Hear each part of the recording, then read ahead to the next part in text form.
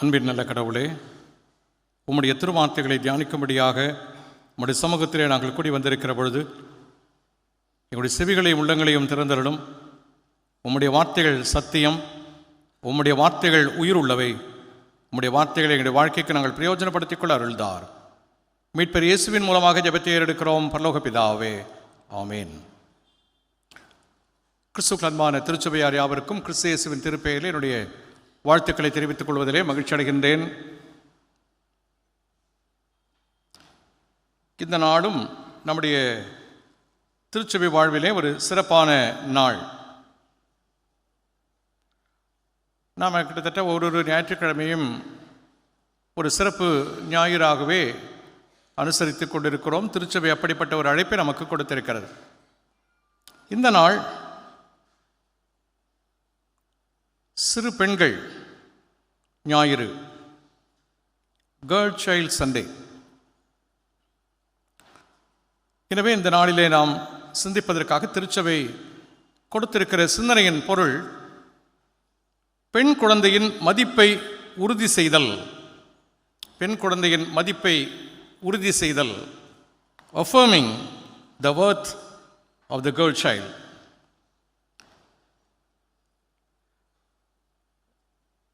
இந்த girl child என்று சொன்ன உடனேயே இவர்களுக்கென்று ஒரு சிறப்பு இடம் உலகளாவிய நிலையிலே கொடுக்கப்பட்டிருக்கிறது. ஏதோ ஒரு திருச்சபை அளவிலே அல்லது குறிப்பிட்ட சமூகம் சார்ந்த நிலையிலே என்று அல்லாமல் உலகளாவிய நிலையிலேயே அவர்களுக்கென்று ஒரு முக்கியத்துவம் கொடுக்கப்பட்டிருக்கிறது. பல நாட்கள் அதற்காக குறிக்கப்படுகிறது. மேபி நிறைய பேருக்கு அது தெரிந்திருக்கலாம். இருந்தாலும் நான் நினைப்பூட்ட வேண்டும் என்று விரும்புகிறேன்.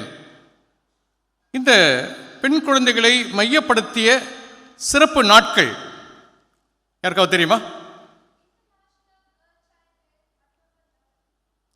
இன்டர்நேஷனல் கேர்ள் சைல்ட் டே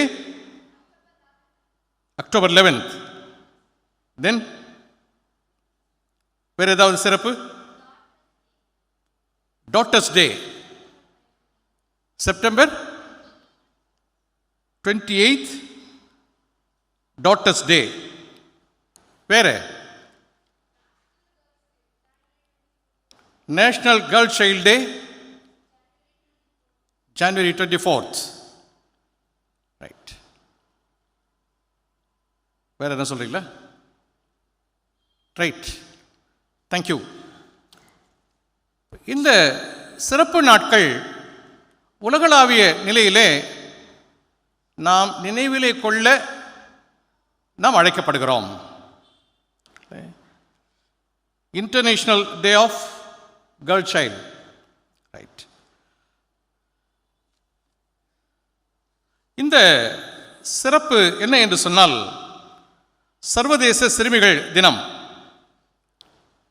அருமையான மகள் சொன்ன வண்ணமாக ஐக்கிய நாடுகள் சபை அறிவித்தபடி ஒவ்வொரு ஆண்டும் அக்டோபர் 11ஆம் நாள் அந்த சிறப்பு நாளாக அனுசரிக்கப்படுகிறது.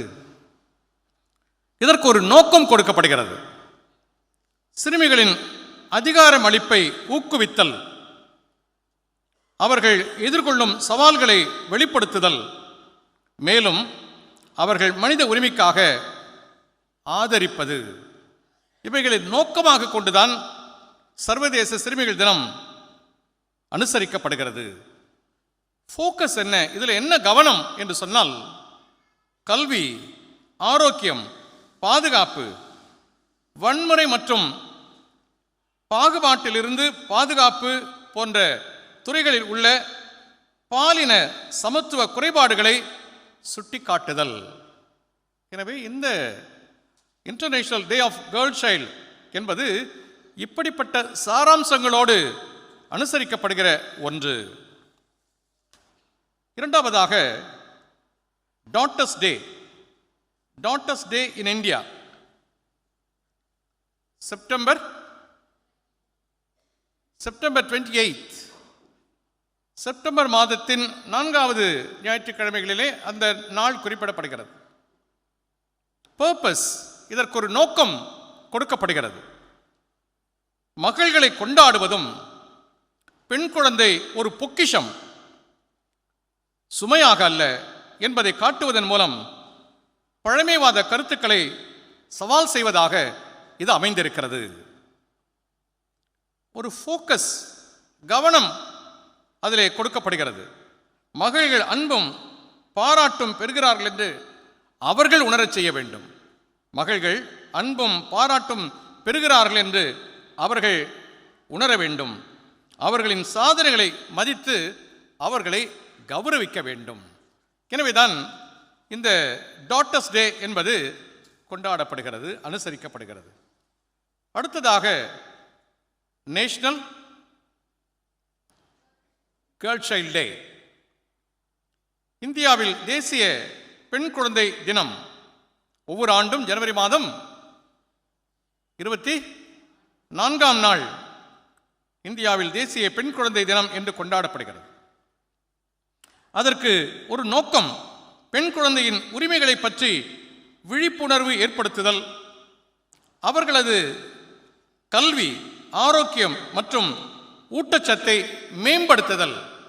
இதை ஃபோக்கஸாக வைத்து இந்த நாள் அனுசரிக்கப்படுகிறது. இதை கடந்து மத வழிபாட்டு அனுசரிப்புகள், ரிலிஜியஸ் அப்சர்வன்ஸ்.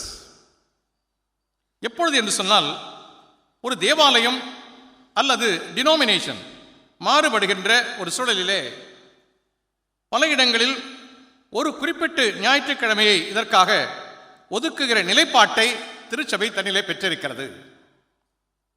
இதில் நோக்கம் என்னவென்று சொன்னால், பெண் குழந்தையை மதம் மற்றும் ஆன்மீக பார்வையிலே கொண்டாடுவது.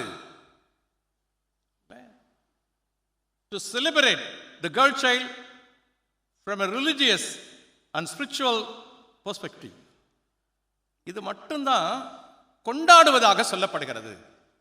மற்ற 3 விஷயம் பார்த்தோம். அதில் இந்த பர்பஸ் என்பது பெண் குழந்தையின் உரிமைகளை பற்றி விழிப்புணர்வு, அவர்களது கல்வி, ஆரோக்கியம் மற்றும் ஊட்டச்சத்தை மேம்படுத்துவது என்பதெல்லாம் சொல்லப்படுகிறது.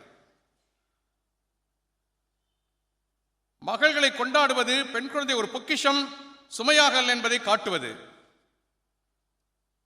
இப்படி பல நோக்கமும் கவனமும் இருக்கிற பொழுது இந்த மத அடிப்படையிலே தான் பெண் குழந்தை கொண்டாடப்பட வேண்டிய ஒருவள் என்பது சொல்லப்படுகிறது. எனவே பெண் குழந்தைகள் கொண்டாடப்பட வேண்டியவர்கள்.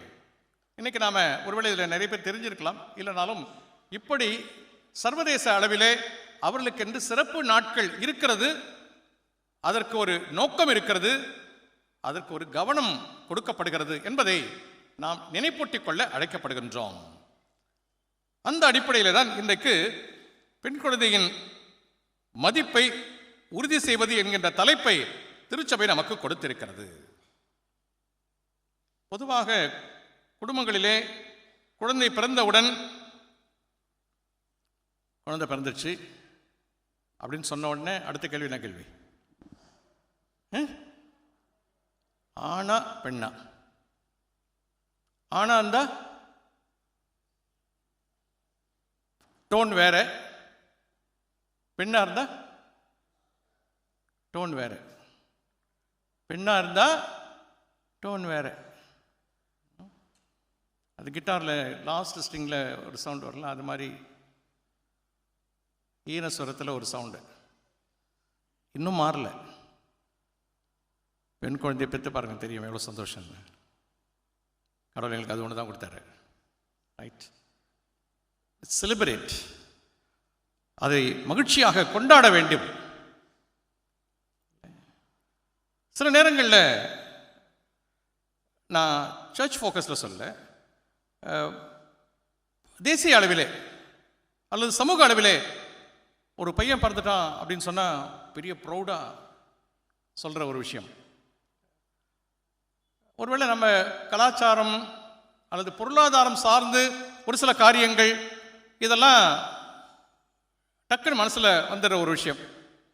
அப்படி வரும்போது தான் இதில் ஒரு நோக்கம் படிக்கும்போது சொன்னோம், சுமையாக அல்ல அப்படின்னு. என்ன சுமை வருது? 3 பொண்ணா? எப்படி கரையேற்ற போற? அவர் ரொம்ப சந்தோஷமா இருப்பார். 3 பெண்ணை பெற்றுட்டு ரொம்ப சந்தோஷமா இருப்பார். என்ன கமெண்ட் அவருக்கு வரும்?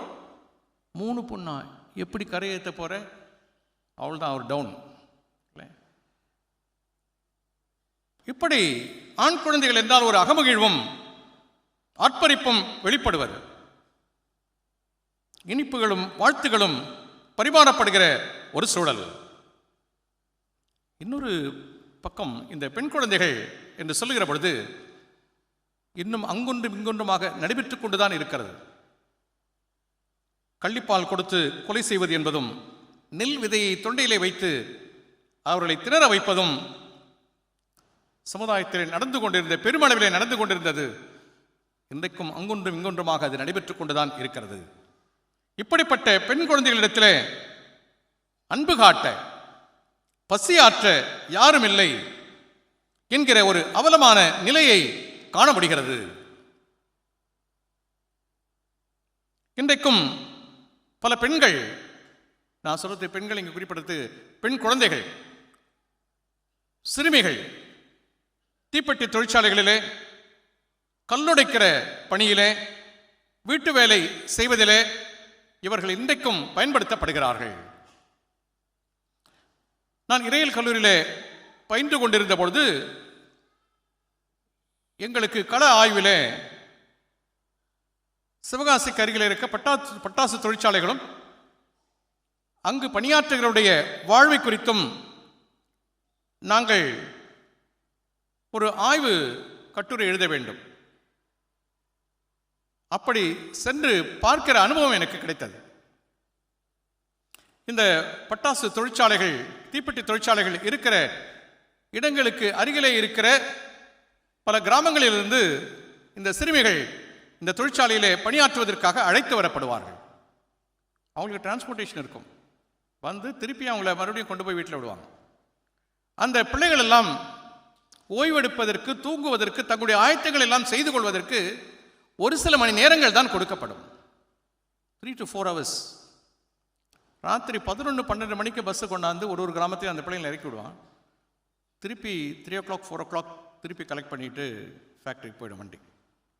இந்த இடைப்பட்ட நேரத்திலே தான் தங்களுக்குரிய எல்லாவற்றையும் அவர்கள் செய்து கொள்ள வேண்டும், ஓய்வு எடுக்க வேண்டும். ரைட், ஒர்க் ஸ்பாட்டில் அவங்களுக்கு கொஞ்சம் லீஷியராக இருக்கும் அப்படின்னு சொன்னால் அதுவும் இல்லை. உயிரோடு விளையாடி கொண்டிருக்கிற ஒரு நிலைதான்.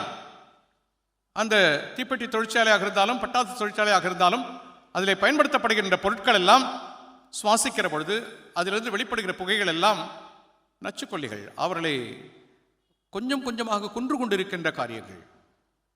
அந்த மேட்ச்ஸ்டிக்ஸ் அந்த பாக்ஸில் அடுக்கிற காட்சி இன்னும் என் மனதிலே இருக்கிறது.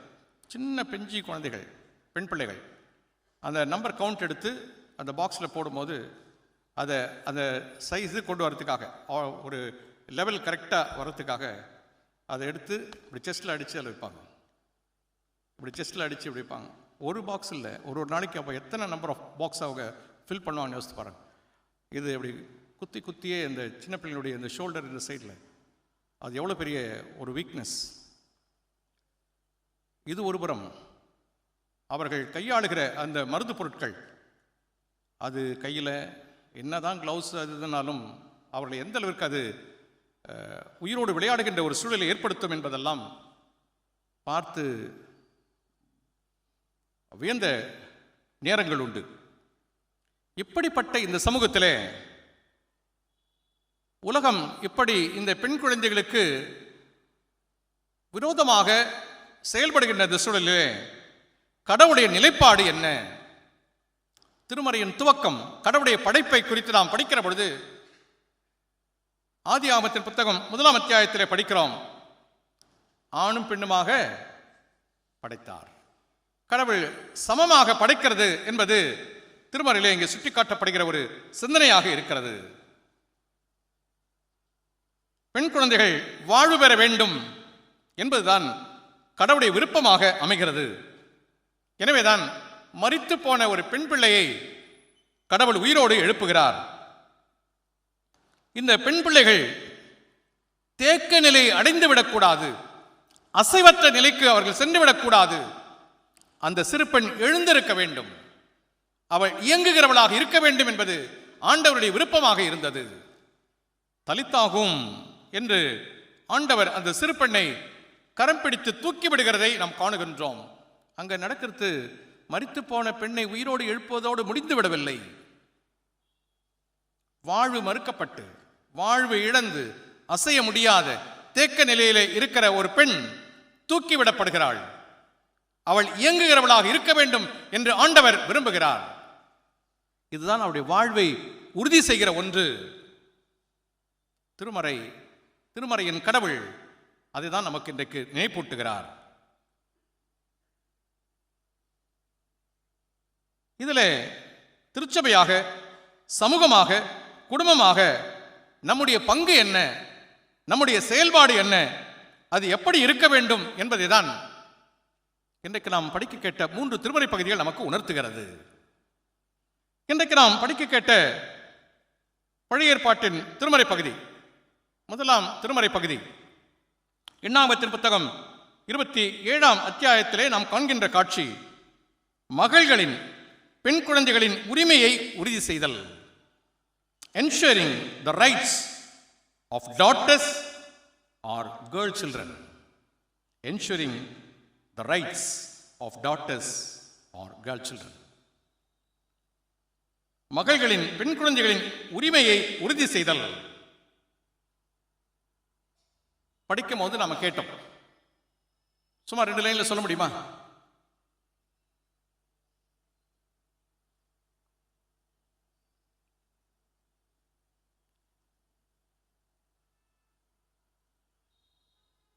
இங்கே இருக்கிறீங்களா? இங்க இருக்கிறீங்களா? சொல்லுங்க. ஓ, ஃபர்ஸ்ட் ரீடிங் படிச்சாங்களா? அதுவா?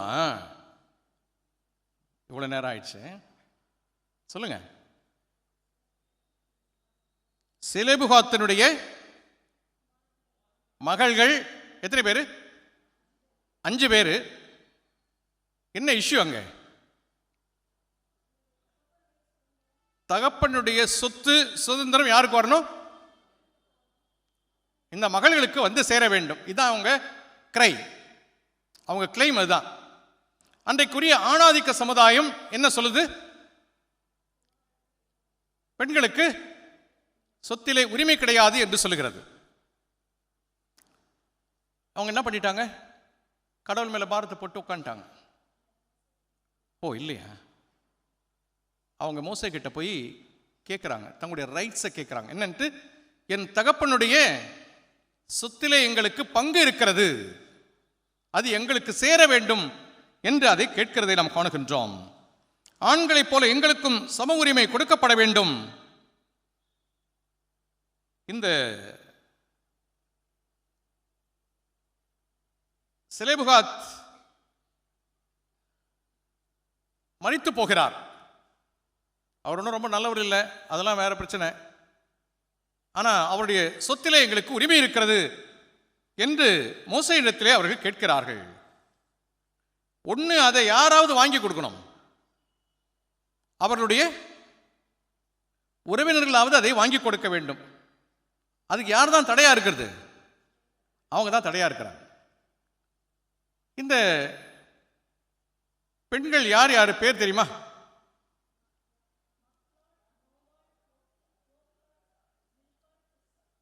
நான் ஏன் அதை படிக்க சொன்னேன் அப்படின்னா,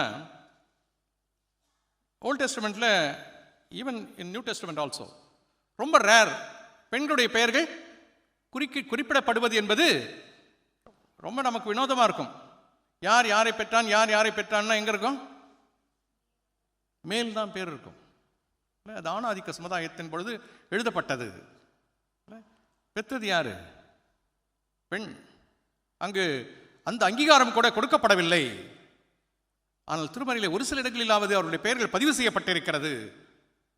மக்லால், நோவாள், ஒக்லால், மில்கால், திர்சாள். இவர்கள் உண்மையிலேயே பாராட்டப்பட வேண்டிய பெண்களாக இங்கே இருக்கிறார்கள். தங்களுடைய உரிமை சொத்து தங்களுக்கு வேண்டும் என்பதை மோசேயிடத்திலே சென்று அவர்கள் கேட்கிறார்கள். மோசே உடனே யார்கிட்ட போவார்? கடவுள்கிட்ட போவார். கடவுள் படைப்பின் கடவுள், ஆண் பெண் ஏற்றத்தாழ்வு இல்லாமல் படைத்த கடவுள், பாரபட்சமற்ற கடவுள். இம்மீடியட்டா என்ன சொல்றார் மோசே கிட்ட? அவங்க சொல்றது சரி, அவருடைய சொத்து அவர்களுக்கு சேர வேண்டும் என்று கடவுள் அங்கே சொல்லுகிறார். இது சொன்ன பிறகு என்ன நடைபெறுகிறது என்று சொன்னால், கிடைச்சல்ல 36ஆம் அத்தியாயம் பெறட்டுங்க.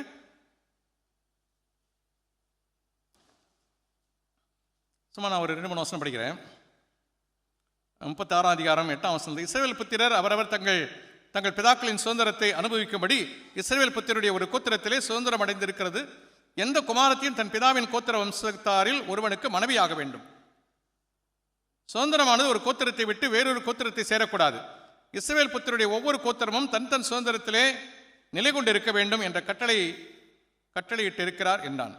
கர்த்தர் மோசேக்கு கட்டளையிட்டபடியே செலொப்பியாத்தின் குமாரத்திகள் செய்தார்கள். இதுதான் வழி, வேற வழி கிடையாது, இந்த கோத்திரத்தில் தான் நீங்கள் கல்யாணம் பண்ணி ஆகணும் அப்படின்னு சொன்ன உடனே அவங்க என்ன பண்ணிட்டாங்க? கல்யாணம் பண்ணிட்டாங்க. செலொப்பியாத்தின் குமாரத்திகள் ஆகிய மக்லால், திர்ஷால், ஒக்லால், மில்கால், நோவால் என்பவர்கள் தங்கள் பிதாவின் சகோதரருடைய புத்திரரை விவாகம் பண்ணினார்கள். அவர்கள் யோசேப்பின் குமாரனாகிய மனாசே புத்திரரின் வம்சத்தாரை விவாகம் பண்ணினபடியால் அவருடைய சுதந்திரம் கிடைச்சிச்சா? சொத்து கோத்திரத்தோடவே நின்று போச்சு. யாருக்கு வரல?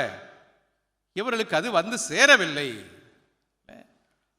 ஆணாதிக்க சமுதாயத்திலே தங்களுக்கு சேர வேண்டிய அந்த உரிமை சொத்து தங்களுக்கு கிடைக்கவில்லை. மோசே இடத்திலே கோரிக்கை வைக்கிறார்கள். அவர் கடவுளத்திலே கேட்டு அதை கொடுக்க வேண்டும் என்று கடவுள் ஆணையிடுகிறார். கொடுப்பதற்கு ஒரு சில சட்டத்திட்டங்களை முன்வைக்கிறார்கள். அதையும் இவர்கள் செய்கிறார்கள். அதற்கு பிறகும் அவருடைய உறவினர்களே அதற்கு தடையாக இருக்கிறார்கள். ஆனால் அதற்கு பிறகு என்ன நடக்கிறது என்று சொன்னால், யோசுவாவின் புத்தகம் 17ஆம் அத்தியாயம், யோசுவா 17:3-4 படிங்க.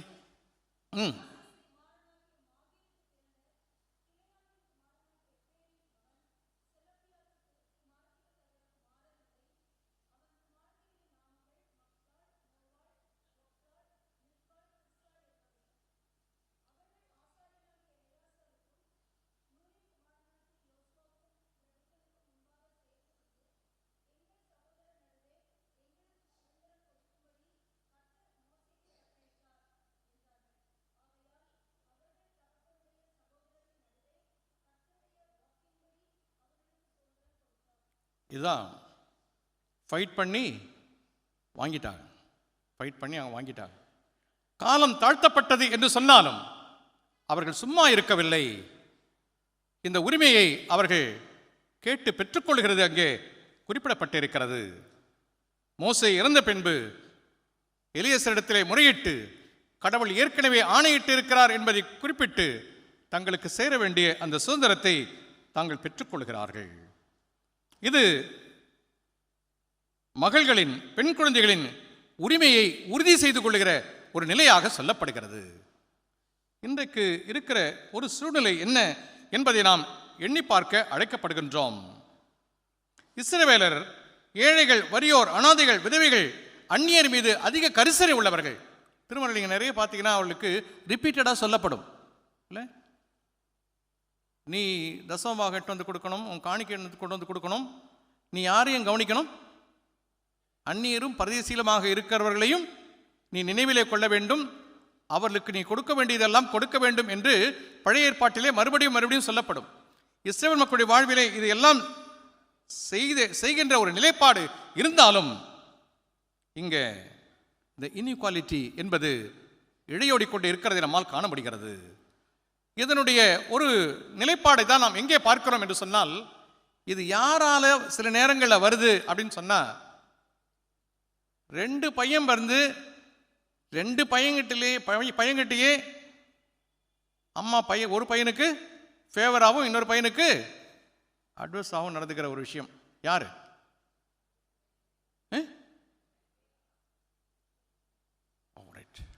என்னாச்சு? நான் சொல்ல, நீங்க தானே சொன்னீங்க, என்ன ஆச்சுன்னு சொல்லுங்க. யார் வேண்டியவர் யார் வேண்டாதவரா போயிட்டாரு? பாஸ்டர் 2 பேர் யாரோ ஒருத்தர் பாஸ்டர் அப்படின்னு முடிச்சிட்டிங்களா? அம்மா என்ன வேலை செஞ்சாங்க? என்ன வேலை செஞ்சாங்கன்னு சொல்லுங்களேன். எக்ஸ்பர்ட்டு. அம்மாங்களாம் எக்ஸ்பர்ட்டு இல்லை? யாரை ஏமாத்திட்டாங்க? யாரை ஏமாத்திட்டாங்க? அட பேசுங்களேங்க. பேச மாட்டீங்களே. இது என்ன நிலைக்கு கொண்டு சென்றது என்று சொன்னால், ஆனால் கடவுள் தன்னுடைய சந்ததியை யார் வழியாக கொண்டு வருகிறார்? யாக்கோபு, இஸ்ரவேல் என்று அழைக்கப்பட்டு தன்னுடைய சந்ததியை கடவுள் அங்கே கொண்டு வருகிறதை நாம் காணுகின்றோம். இந்த ஏற்றத்தாழ்வுகளை விரும்பாத கடவுள் இந்த ஏசா யாக்கோபு நிகழ்வின் ஊடாய் நாம் காண்கின்ற ஒரு காட்சி. பணத்துக்காக சகோதர பாசத்தை விட்டுக் கொடுக்க வேண்டிய ஒரு சூழ்நிலை. அவங்க 2 பேருக்குள்ளேயே ஏற்படுற சில விஷயம், சேஷபுத்திரபாக வேணாம்பா அப்படின்னு சொல்ற ஒரு சூழலை அங்கே உருவாக்குகிறதை நாம் காணுகின்றோம். இன்றைக்கு இந்த தலைப்பு நமக்கு கொடுக்கப்பட்டு ஒரு சிந்தனை நமக்கு நினைப்பூட்டப்படுகிறது. மகள்களின், பெண் குழந்தைகளின் உரிமை உறுதி செய்யப்பட வேண்டும் என்று திருமறை நமக்கு கற்றுக் கொடுக்கிறது. அந்த நிலைப்பாட்டை திருச்சபையும் சமூகமும் எடுக்க வேண்டும் என்பதை நாம் புரிந்து கொள்ள அழைக்கப்படுகின்றோம். இரண்டாவதாக, மகள்களின், பெண்களின் இறைபணியை உறுதி செய்தல். ensuring the ministry service of girls or women in God's work. நாம் இன்றைக்கு படிக்க கேட்ட நிருப பகுதியிலே ஒரு சிந்தனை சொல்லப்பட்டிருக்கிறது. 21ஆம் அத்தியாயம் 9ஆம் வசனம் படிங்க.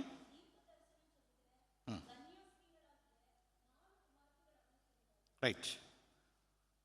செசரியா பட்டணத்திலே நற்செய்தி அறிவிப்பவராகிய பிலிப்பு என்பவருக்கு திருமணமாகாத 4 பெண்கள் மகள்கள். இங்க என்ன இல்லை? பேர் மிஸ்ஸிங். அங்க 5 பேர் இருந்துச்சு, இங்க 4 பேர் மிஸ்ஸிங். இங்கு பெயர்கள் பதிவு செய்யப்படவில்லை. பழைய ஏற்பாட்டின் காலத்திலே கடவுளுடைய பணியை பல பெண்கள் செய்ததாக தகவல்கள் திருமறையிலே இடம்பெற்றிருக்கிறது.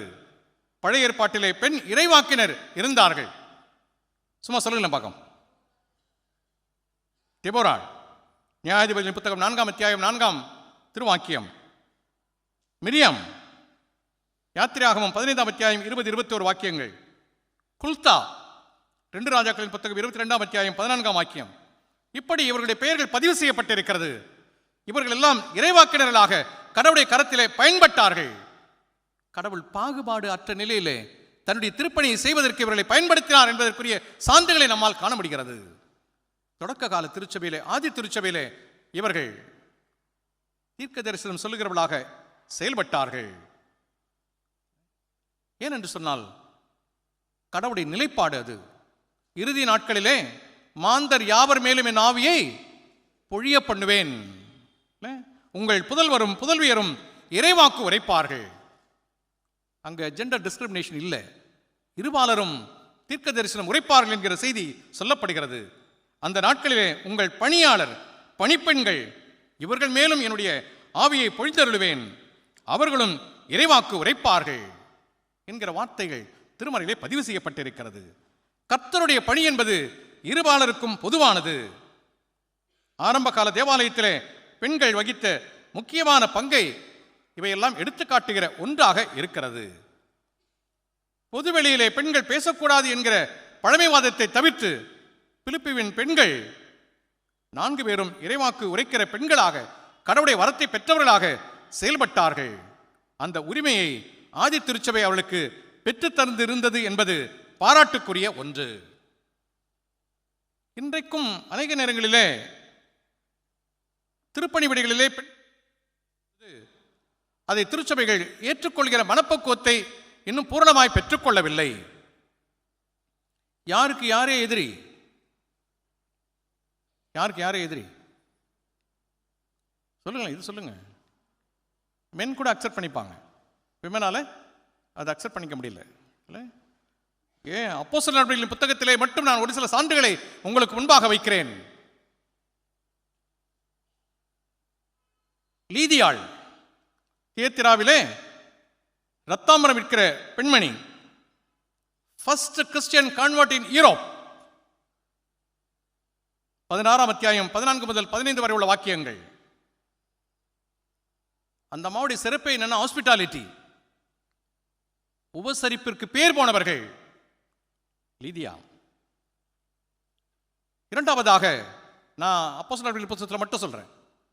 தபித்தா, known for charity, அவருடைய உதாரத்துவமான காணிக்கைகள், உதவி செய்வதன் வழியாக அறியப்பட்ட ஒரு பெண்மணி. 9ஆம் அத்தியாயம் 36ஆம் வாக்கியம். மேக்கிங் cloth for poor, ஏழைகளுக்கு என்று ஆடைகளை உண்டு பண்ணுகிறவர் தபித்தா. மூன்றாவதாக மேரி, சபை கூடி வருவதற்கு தன்னுடைய இல்லத்தை திறந்து கொடுத்தவராக அவர் சுட்டிக்காட்டப்படுகிறார். பேதுரு அப்போஸ்தலனுடைய திருப்பணியிலே இவருடைய மகன் அவருக்கு ஒரு பெரிய கம்பெனியனாக இருந்தார். திருமறை சுட்டிக்காட்டுகிறது. 4 பேர் சொன்ன. முதல்ல பிரிசில்லா, மிஷனரி பார்ட்னர் வித் பால், பவுலோடு திருப்பணியாற்றிய பெண்மணி. 18ஆம் அத்தியாயம் 26ஆம் வாக்கியம். 4 பேர் சொல்லிட்டேன். 5வது ஆள் சொல்றேன். ரோதை யார்? அவங்க ஒரு மெய்ட் சர்வெண்ட். என்ன சம்பவம் சொல்லுங்களேன். ரிலீஸ் ஆகி வந்து கதவு தட்டினப்ப எவ்வளவு ஷார்ப் உள்ள ஜெபம் பண்ணிட்டு இருக்காங்க. யார் வந்திருக்காருன்னு சொல்றாங்க? பேதுரு வந்திருக்கிறாருன்னு சொன்னாங்க. நம்பல அவங்களாம் யாரும். அப்படி கடவுளோடு இயந்த ஒரு பெண்மணியாக அவரை காண முடிகிறது. டமாரிஸ், 17ஆம் அத்தியாயம் 34ஆம் வாக்கியம். பவுலால் கன்வெர்ட் ஆனவர்கள். இப்படி புக் ஆஃப் ஆக்ட்ஸ் இதிலேயே சற்றேறக்குரிய 5-6 பெண்மணிகள் கடவுளுடைய திருப்பணியிலே கடவுளுக்கு உகந்தவர்களாக பயன்பட்டார்கள் என்பது மிக அழகாக சொல்லப்பட்டிருக்கிறது.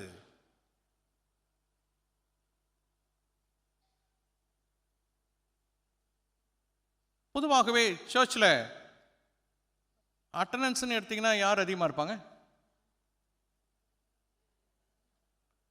நான் கேள்வி இந்த பக்கம் பார்த்து கேட்குறேன். யார் இருப்பாங்க? விமன் தான் இருப்பாங்க. இங்கே மட்டும் இல்லைங்க, ரூரலில் எங்களுக்கு பெரிய எக்ஸ்போஷர் உண்டு. நான் 1986 ஆந்திர பிரதேஷில் நகரி பாஸ்டேட்டில் நான் ஐரா அப்போ தான் ஜாயின் பண்ணுறேன். 30 நாள் 30 கிராமத்துக்கு போனோம். அப்போ அந்த பாஸ்டேட்டுக்கு 30 வில்லேஜஸ். ஸோ வீக் டேஸில் மொத்தம் எவ்ரி மண்டே டு ஃப்ரைடே 5 நாளும் அந்த ரூரல் சர்ச்சஸ் போனோம். சாட்டர்டே சண்டே தான் மெயின் சர்ச்சஸுக்கு போவோம். ஸோ டெய்லி ஈவினிங் வந்து அந்த ரூரல் சர்ச்சஸ் போனோம். ரொம்ப ரிமோட் வில்லேஜஸாக இருக்கும். போகும்போது ஜம்மன் சைக்கிளில் போவேன், வரும்போது சைக்கிள் தள்ளின்னு வருவேன். எலக்ட்ரிசிட்டிலாம் கிடையாது, ரோடு இருக்காது, வெறும் கரலக்கல்ல தான் இருக்கும். ட்ரெயின் பஞ்சர் ஆகிடும், பஸ்ட் ஆகிடும். Most of the time cycle தள்ளி தான் வந்து ரிட்டர்ன் வரும்போது. வில்லேஜுக்கு போனீங்கன்னா அந்த சைக்கிள்லேயே சுற்றிட்டு வரணும். அம்மா ஆராதனைக்கு வாங்க ஆராதனைக்கு வாங்கன்னு சவுண்டு கொடுத்துட்டு போனோம். ஒரு 4 தெரு தான் இருக்கும். விமன் வந்துடுவாங்க. ஐயா அவங்களா கட்டையை நீட்டு இருப்பாங்க 6 மணி 7 மணிக்கே. ரைட். விமனுடைய பார்ட்டிசிபேஷன் இன்றைக்கும் அப்படி தான் இருக்குது. ரூரல்லையும் சரி சிட்டிலையும் சரி அவருடைய பங்களிப்பு பெரியது.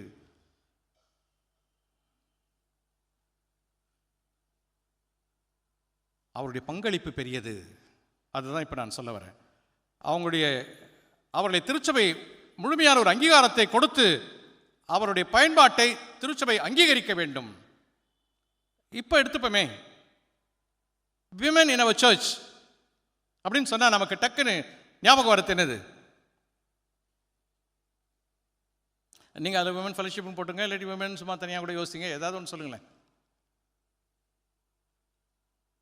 அர்ப்பன் பண்ணிக்கு ஸ்டால் வைக்கணும் பாஸ்டர்.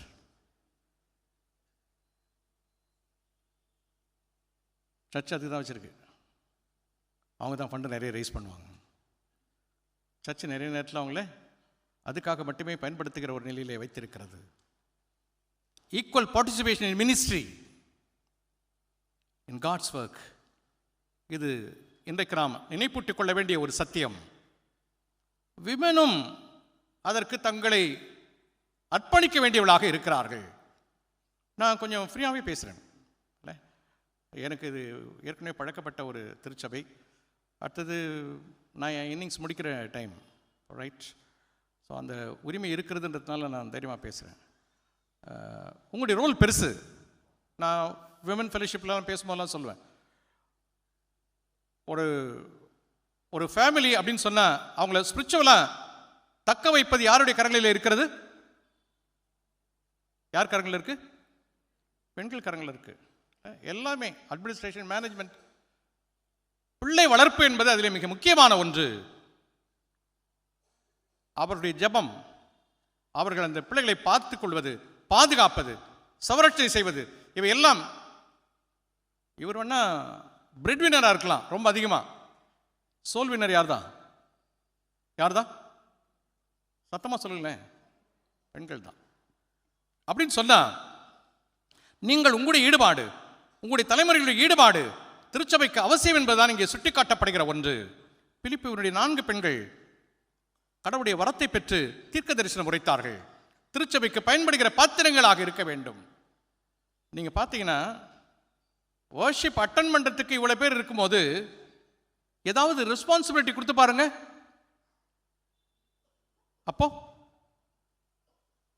அப்போ தேடணும், கிடைக்கவே மாட்டாங்க. புரியுதுல்ல? நான் சண்டே ஸ்கூல் டீச்சர்லாம் சொல்லுங்க. மற்றபடி இன் ஜெனரல் விமன் வர்றதில்லை. திருச்சபைக்கு நீங்கள் உங்களுடைய பங்களிப்பை கொடுக்க வேண்டும். ஆதி திருச்சபை அப்படிப்பட்ட பெண்களை உடையதாக திருச்சபை இருந்தது. இங்க ஜெண்டர் டிஸ்கிரிமினேஷன் கிடையாது. நீங்களும் கடவுளுக்கு பயன்படுகிற பாத்திரங்களாக இருக்க வேண்டும். அது ஃபேமிலியோட முடிஞ்சிடக்கூடாது. திருச்சபைக்கும் பயன்படுகிற பாத்திரங்களாக இருக்க வேண்டும் என்பதை நீங்கள் உணர வேண்டும். ஒரு குடும்பத்தை ஒரு டிசிப்ளினாக உருவாக்குவது பெண்கள் என்பதில் எந்த மாற்று கருத்தும் இருக்க முடியாது. அவங்க ரோல் பெருசு. அதை நீங்கள் செய்ய கடமைப்பட்டு இருக்கிறீர்கள். இன்னொரு விஷயத்தையும் நான் சொல்றேன். சில நேரங்களில் சர்ச்சஸ்ல இப்போ சர்ச்சுன்னு சில நேரங்களில் சில ஏதாவது கான்ட்ரவர்சி வந்துச்சுன்னா ஒரு சின்ன விஷயத்தை கூட பெருசாக ஊதி பெருசாக்கி அதுக்கு ஒரு சவுண்டு கொடுக்குற இதெல்லாம் நீங்கள் பார்த்துருப்பீங்க கோயிலில். இந்த சவுண்டு கொடுக்குற பார்ட்டிலாம் பார்த்துக்கிறீங்களா? சர்ச்சில் எங்கே சவுண்டு கொடுக்காதவராக இருப்பார்? எங்கே? வீட்டில் சவுண்டே கொடுக்காதவராக இருப்பார். எங்கே சவுண்டு கொடுப்பாரு? சர்ச்சில் சவுண்டு கொடுப்பாரு. அவர் சவுண்டு எங்கே ஒட்டி தான் கேட்கும். நீங்கள் இங்கே சவுண்டு விடும்போது அம்மா வந்துக்கிறாங்கன்னு சொல்லி பாருங்கள், கப்பு சுப்பு நாளே காணாமல் போயிடுவார். இது 38 வருஷம் சர்வீஸில் பார்த்த விஷயம். நான் ரிசர்வேஷன் சர்ச்சு சொல்ல, 38 வருஷமாக நான் சர்ச்சில் பார்த்தது. எவ்வளோ பார்த்துருப்போம் யோசிச்சு பாருங்களேன். இந்த சவுண்டு விடுற பார்ட்டி எல்லாமே வீட்டில் சத்தமே கொடுக்காத தெரியும். சுமாரே இந்த டோன் தான் வரும். அங்கே இதுதான் அவர் நிலைமை. அங்கே வீட்டில் இங்கே தான் சவுண்டு ஜாஸ்தி. நான் ஜென்ரலாக எல்லாரையும் சொல்லேன், இதெல்லாம் நடக்கிற விஷயம். நான் ஏன் இதை சொல்லி முடிக்கிறேன் அப்படின்னு சொன்னால், விமன் உங்களுடைய ரோல் பெருசு. திருச்சபைக்கு பயன்படுகிறவர்களாக இருக்க வேண்டும். நீங்கள் அவர்களை பக்குவப்படுத்துகிறவர்களாக இருக்க வேண்டும். அதிலே நீங்கள் சர்ச்சில் பெரிய ரோல் எடுக்கிறீங்களோ இல்லையோ, அவர்கள் திருச்சபைக்கு பயன்படுகிறவர்களாக இருக்கிறவர்களாக நீங்கள் பார்த்து கொள்ள வேண்டும். உபத்திரவத்தை கொடுக்கிறவர்களாக இருப்பதற்கு நீங்கள் அனுமதிக்கக்கூடாது. ஜாடிக்கேற்ற மூடியா நீங்கள் இருந்துட்டீங்கன்னா முடிஞ்சிச்சு. சர்ச்சுக்கு இப்படி திருப்பணியிலே பயன்படுகிறவர்களாக இருக்க வேண்டும். கேர்ள் சைல்டு அம்மாவே தவறிட்டா யாரு அப்பாவை சொல்ற யாரா இருக்கணும்? டேடி வேணாம், டேடி தேவையில்லாத இந்த பிரச்சனைலாம் வேணாம், கடவுளுடைய சாபத்தை ஏன் வாங்கிக்கிறீங்க, போனோமா நாம் ஏதாவது வேலை செஞ்சோமா செஞ்சுட்டு வந்துடலாம் அப்படின்னு நெறிப்படுத்துகிற ஒரு பணியாவது பெண் பிள்ளைகள் செய்ய வேண்டும். வைஃப் சொன்னால் கேட்குறாரோ இல்லை, யார் சொன்னால் கேட்டுருவாரு? சத்தம் வந்து பாருங்க. பொண்ணு சொன்னால் கேட்டுருவார். சர்ச்சுக்கு பயன்படுகிறவர்களாக இருக்க வேண்டும். திருப்பணியினாலும் சரி, திருச்சபை சார்ந்த பணிகளாக இருந்தாலும் சரி, இதில் ஜெண்டர் இன்இக்வாலிட்டி இருக்க வேண்டாம். அனைவரும் பயன்பட வேண்டும். மூன்றாவதாக, மகளின் பெண் குழந்தையின் வாழ்வை உறுதி செய்தல், ensuring the life and well-being of the girl or girl child. இன்றைக்கு நாம் படிக்க கேட்ட நற்செய்தி பகுதி யாரு யாரு யாரை பற்றி படித்தோம்?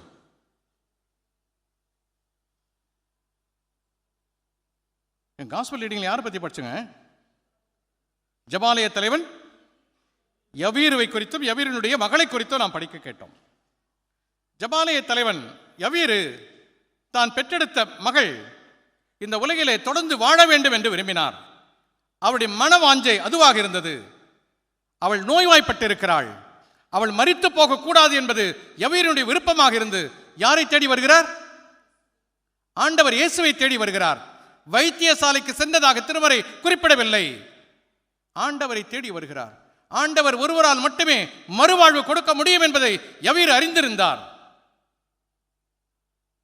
எனவே ஆண்டவரிடத்திலே யவீர் வருகிறதை நாம் காணுகின்றோம். இயேசுவும் யவீரோடு சேர்ந்து அவருடைய இல்லத்திற்கு பயணப்பட துவங்குகிறார். வழியில் என்னாச்சு? கூட்ட நெரிசல். அதுக்கு பிற்பாடு 12 ஆண்டுகளாய் பெரும்பாடுள்ள ஸ்திரீ, அவரை சுகப்படுத்த வேண்டிய ஒரு சூழ்நிலை. அதுக்குள்ள மெசேஜ் என்ன வந்துருச்சு? பிள்ளை மரித்து போய்விட்டால் அவரை தொந்தரவு செய்ய வேண்டாம் என்கிற செய்தி யவீருக்கு சொல்லப்படுகிறது. இதை யார் அறிந்து கொண்டது?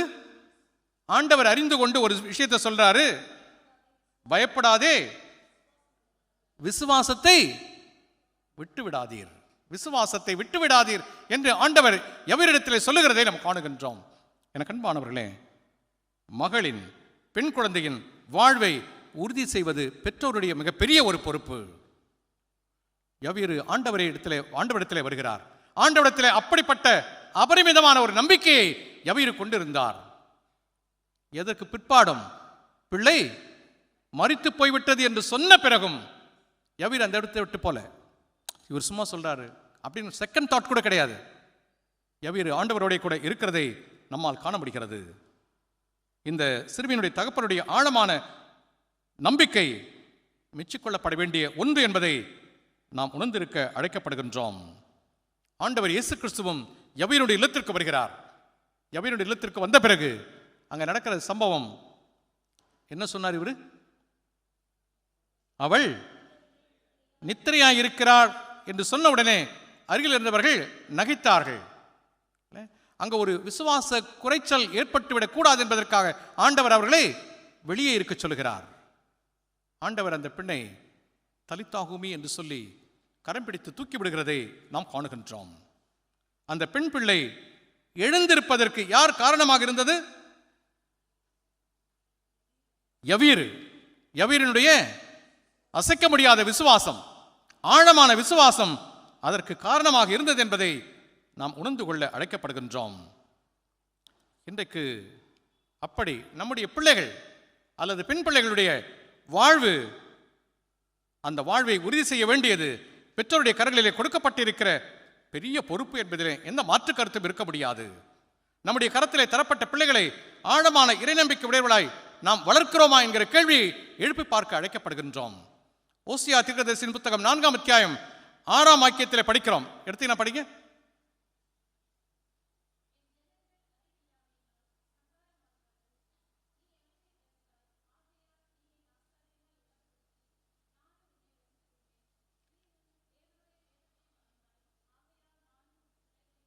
ரைட்.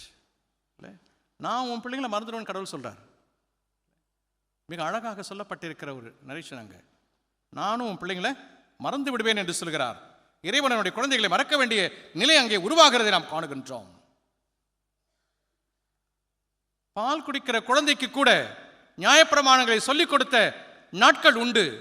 உபாகமத்தின் புத்தகத்திலே படிக்கிறோம்.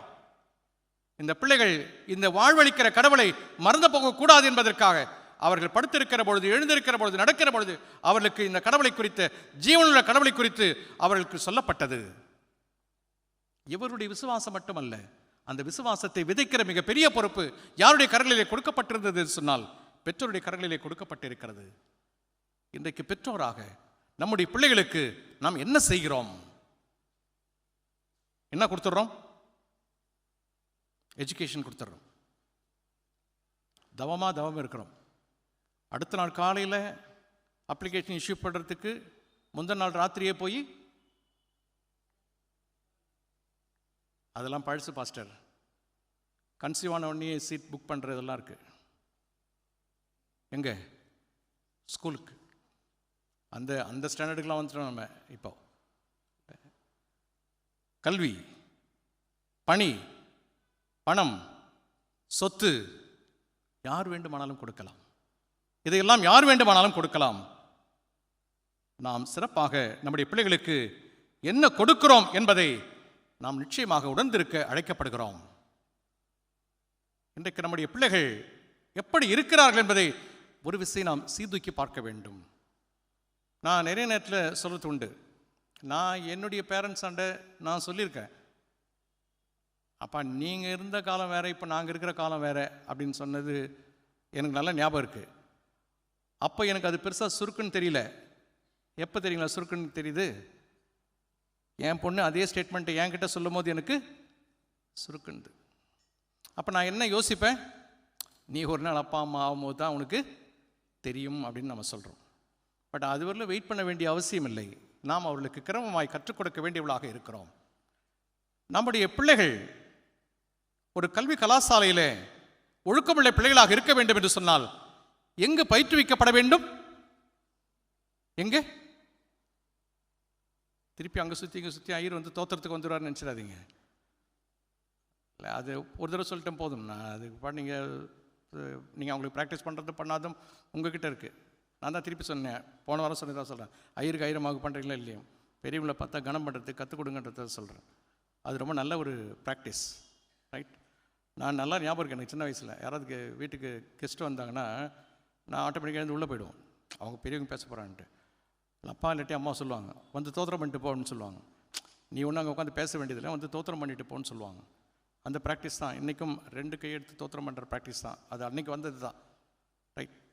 இன்றைக்கி ஆயிலாம் ரைட் தான், பட் அது அவள் நல்லா இல்லை. அது காம்பவுண்டுக்கு வெளியேனா இஸ் ஓகே, பட் காம்பவுண்டில் இதுதான் நல்லாயிருக்கும், பார்க்க அழகாக இருக்கும். அதை நம்ம கண்டிப்பாக கற்றுக் கொடுக்க வேண்டிய ஒரு நிலையில் இருக்கிறோம். அது ஒன்றும் பெரிய தப்பான விஷயம் இல்லை, அதில் ஒன்றும் குறைஞ்சிட பொறுத்தில்லை. நம்ம பிள்ளைங்க அவர்களை அப்படி பயிற்றுவிக்க வேண்டும். வீட்டில் கொடுக்குற செல்லம், வீட்டில் இருக்கிற கண்டிப்பற்ற நிலை எங்கே ரிஃப்ளெக்ட் ஆகும்? ஸ்கூல்லையும் சர்ச்லையும் ரிஃப்ளெக்ட் ஆகும். நான் ரொம்ப ஹம்பிளாக கேட்டுக்கிறேன், நீங்கள் வீட்டில் ரொம்ப ஃப்ரீயாக கூட வச்சுங்க, நான் வேணான்னு சொல்ல. பட் ஒரு பொது இடத்திற்கு வருகிற பொழுது பொது வெளியிலே பிள்ளைகள் இப்படித்தான் இருக்க வேண்டும் என்பதை அவளுக்கு நீங்கள் கற்றுக் கொடுக்க வேண்டும். இது நிச்சயமாக செய்ய வேண்டும். இங்கே மரித்து போன ஒரு பிள்ளையை உயிரோடு எழுப்புவதற்கு எவ்விரு ஆண்டவரிடத்தில் நின்றது மட்டுமல்ல செய்தி, அந்த பிள்ளை எழுந்து பணிவிடை செய்ய வேண்டும், இயங்குகிற ஒரு பெண்மணியாக இருக்க வேண்டும் என்று ஆண்டவர் விரும்பினார் என்று சொன்னால் அதற்கு பின்னால் 1000 செய்திகள் இருக்கிறது. இன்றைக்கு நம்முடைய பிள்ளைகளை நாம் அப்படி வளர்க்க வேண்டிய பெரிய பொறுப்பு நம்முடைய கரங்களிலே கொடுக்கப்பட்டிருக்கிறது. ஒரு ஸ்டேஜ் வந்தால் சரியாயிடுவான், ஒரு ஸ்டேஜ் வந்தால் சரியாயிடுவா அப்படின்னு சொல்லிட்டு போக முடியாது. நாம் அவர்களை இப்படித்தான் வளர்க்க வேண்டும். நான் ஒரு வாத்தியார் பையன், எங்கள் அப்பா அம்மா 2 பேருமே டீச்சர்ஸ். ஒரு காலகட்டத்தில் நிறைய பேரண்ட்ஸ் வந்து எங்கள் அப்பாண்ட சொல்லி நான் பார்த்துருக்குறேன், சார் கண்ணு 2 மட்டும் விட்டுருங்க சார், மிச்சம்லாம் உங்களுது. நீ எந்த காலத்தில் ஐயரை பேசினுக்கிற? இன்றைக்கெல்லாம் கிளாஸ் ரூமில் பையன் அப்படி கொஞ்சம் கோபமாக முறைச்சி பார்த்தா அடுத்த நாள் யார் வருவார்? அப்பா வருவார். நான் என் பையனை முறைச்சாம அப்படின்னு அந்த காலகட்டத்தில் தான் இருக்கிறோம். பட் நான் அதெல்லாம் இல்லைன்னு சொல்ல வரல. அதை எங்கே சரி பண்ணிட்டா சரியாயிடும்? வீட்டில் சரி பண்ணிட்டா இங்கே கிளாஸ் ரூமில் சரியாயிடும். வீட்டில் சரி பண்ணாமல் கிளாஸ் ரூமில் சரி பண்ண முடியாது, வீட்டில் சரி பண்ணாமல் சர்ச்சில் சரி பண்ண முடியாது. அந்த பெரிய பொறுப்பு பெற்றோராக்கி நம்முடைய கரங்களிலே கொடுக்கப்பட்டிருக்கிறது. கொஞ்சம் நேரம் எடுத்துட்டேன், பட் இது பேசி ஆக வேண்டிய ஒன்று. நான் ப்ரொபேஷனராக இல்லை பாஸ்டல் அசிஸ்டண்ட்டாக பூந்தமல்லி மேரி மேக்லின் சர்ச்சில் ஐயராக இருந்தேன். அப்போ ரெவரண்ட் டி ஜான்சன் ஐயர் எனக்கு சீனியர். அவர் வந்து ஆல்டரில் இருப்பார். அவங்க டாட்டர் நைனிட்டா என்ன பண்ணுவா, நேராக போவா, விரல் சுப்பி நேராக போய் ஆல்டர் ரெயிலிங் திறந்து அவங்க அப்பாண்ட போய் கேர்டல் பிடிச்சி நிற்பா. அது அன்னைக்கு ஐயரால் ஒன்றும் சொல்ல முடியாது, ரொம்ப ஒரு எம்பரசிங்காக இருக்கும். அப்புறமா ஐயரம்மா யாராவது விட்டு கூட்டம் சொல்லுவாங்க, வந்துடுவாங்க. எனக்கு திருமணமான பிற்பாடு நான் ஐயரம்மாவோட சொன்னேன், என் பொண்ணு அங்கே போய் அப்படி நிற்கிறத என்னால் ஏற்றுக்க முடியாது சில்வியா, நீ பார்த்துக்க. ஐயரம்மா கேத்தியை பக்கத்துலேயே உட்கார வச்சுருப்பாங்க. இப்படி அப்படி கூட திரும்பக்கூடாது, தொடையில் திருவாங்க, அப்படி திருவாங்க. அவளால் அழவும் முடியாது, ஒன்றும் பண்ண முடியாது. அப்படியே அந்த டிசிப்ளின் கடைசி வரலும். அவெல்லாம் 6th ஸ்டாண்டர்ட் படிக்கும் போதே, நான் பெருமைக்காக சொல்லிக்கிறேன்ல, 6th ஸ்டாண்டர்ட் படிக்கும் போதே செம்ம நோட்ஸ் எடுப்பா. ரைட், நம்மக்கிட்ட தான் இருக்குது. நாம் அப்படி நிச்சயமாக அவருடைய வாழ்வை உறுதி செய்ய முடியும். Just I want to conclude. Ensuring the rights, ensuring the ministry, ensuring the life. இது நம்முடைய கரங்களில் கொடுக்கப்பட்டிருக்கிற மாபெரும் பொறுப்பு என்பதை நாம் உணர்ந்தாக வேண்டியவர்களாக இருக்கிறோம். இந்த நாள் கொண்டாடப்பட வேண்டிய நாள், நம்முடைய பெண் பிள்ளைகளை கொண்டாடுகின்ற ஒரு நாளாக இந்த நாள் அமைந்திருக்கிறது. அவர்களுக்காக நாம் கடவுளுக்கு நன்றி சொல்லுவோம். அவருடைய எதிர்கால வாழ்வுக்காக கடவுளத்திலே மன்றாடுவோம். நம்முடைய விசுவாசம் அவர்களை வளமையான எதிர்காலத்தை கொடுப்பதற்கு உதவி செய்கிறதாக இருக்கட்டும். கடவுள் தாமே திருவாக்கினை நமக்கென்று ஆசீர்வதிப்பாராக. ஆமேன். கண்களை மூடி தலையில் தாழ்த்தி ஜெபிப்போம். அன்பின் நல்ல கடவுளே, இந்த நாளுக்காக, இந்த நேரத்திற்காக, இந்த திருமறையின் சிந்தனைகளுக்காக நாங்கள் உமக்கு நன்றி சொல்கிறோம். நீர் எங்களுக்கு ஈவாக, வெகுமதியாக, பரிசாக கொடுத்திட்ட பிள்ளைகளுக்காக நன்றி சொல்கிறோம். குறிப்பாய் பெண் பிள்ளைகளை பெற்றெடுத்திருக்கிற பெற்றோருக்காக வேண்டிக் கொள்கிறோம். ஆண்டவரே, அவர்கள் கொண்டாடப்பட வேண்டியவர்கள் என்று சமூகமும் திருச்சபையும் அழைக்கிறது. ஆண்டவர் ஆணும் பெண்ணுமாக படைத்தார். திருமறையின் கடவுள் பாரபட்சமற்ற கடவுள் என்பதை எங்களுக்கு கற்றுக் கொடுக்கிறது. தங்களுடைய உரிமை பேறு உறுதி செய்யப்படுகிறதை நீர் விரும்புகிறீர், அதை நீர் நிலைப்படுத்தினீர். திருப்பணியிலே பெண்கள் பயன்படப்பட வேண்டும், ஆதி திருச்சபை பயன்படுத்தியது. எவருடைய மகள் வாழ்வை பெற்றுக்கொள்ள வேண்டும் என்பது உறுதிப்படுத்தப்பட்டது. ஆண்டவர் இயேசு கிறிஸ்து அந்த உறுதிப்பாட்டை தன்னுடைய கரங்களினாலே தூக்கிவிட்டு உறுதி செய்தார். இன்றைக்கு பெற்றோராக நாங்கள் எங்களுடைய பிள்ளைகளை அப்படிப்பட்ட நிலையிலே அவருடைய வாழ்வை உறுதிப்படுத்துவதிலே எங்களுடைய பங்களிப்பு பெரியது என்பதை உணர்ந்து நாங்கள் செயல்பட நீர் எங்களுக்கு துணை புரிய விடமாய் மன்றாடுகிறோம். மீட்பர் இயேசுவின் மூலமாக ஜெபத்தை எடுக்கிறோம். பரலோக பிதாவே.